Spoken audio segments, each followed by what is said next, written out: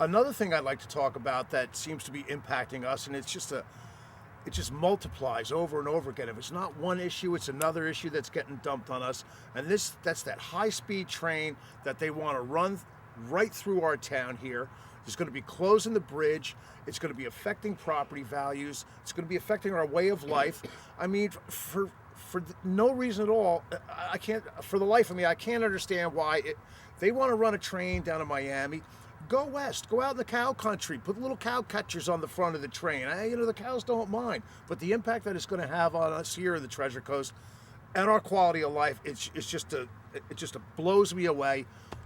What's your stance on this train? I think more and more people are becoming to realize that our entire value system of properties and quality of life are associated with our waters.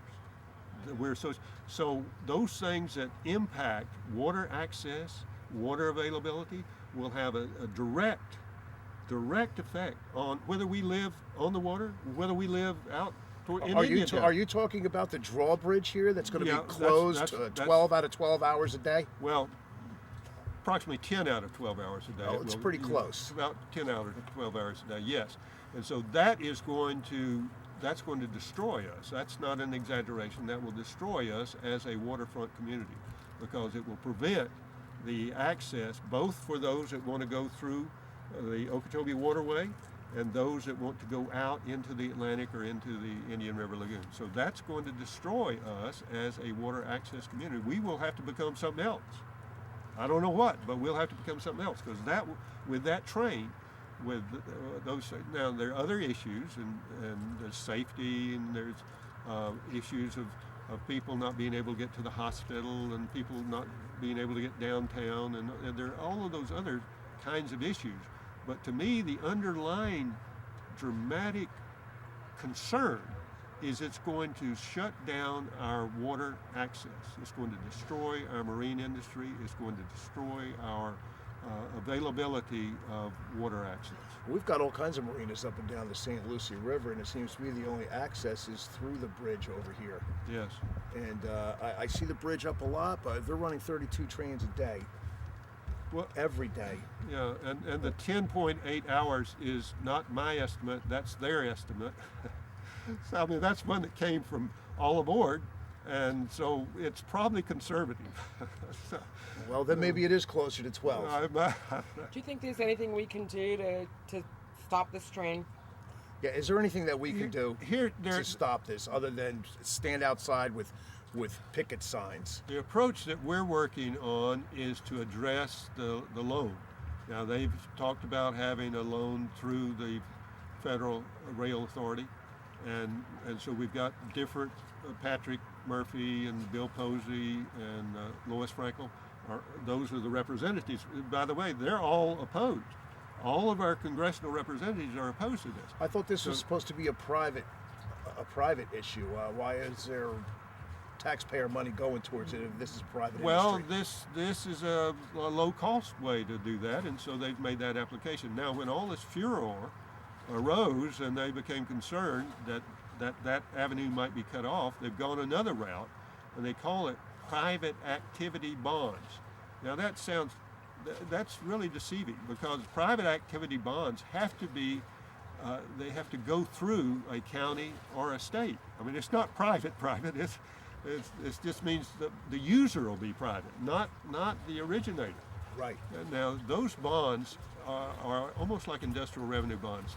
They are, the county or the state does not bear the risk, but they do imprint those bonds with what I would see as almost the permission or the endorsement of this project.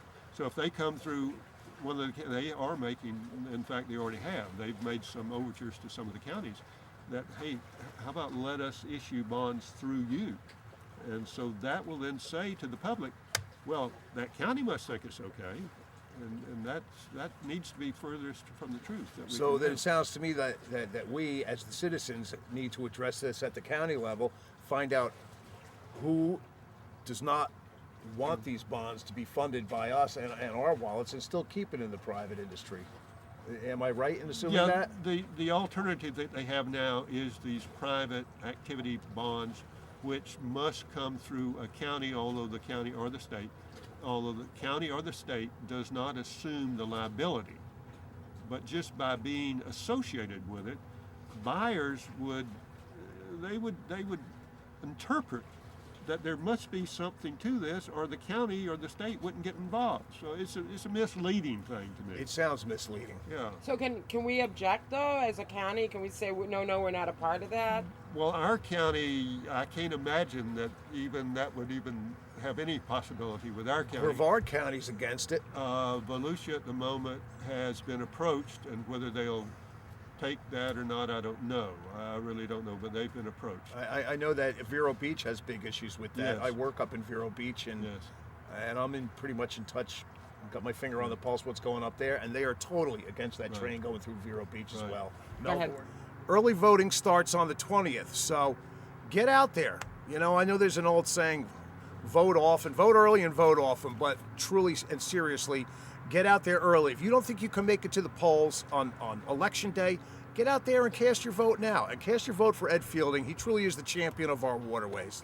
Thank you. Well, I want to thank Ed Fielding for taking the time to sit down and talk with me and comfort me on why I am supporting him for our water issues. And everybody out there, you need to step up, get to the ballot box, vote for Ed Fielding. He truly is a champion on our waterways. It's important to you. It's important to me. It's important to your children. Thank you very much, Ed. Steve, thank you, sir. I appreciate it.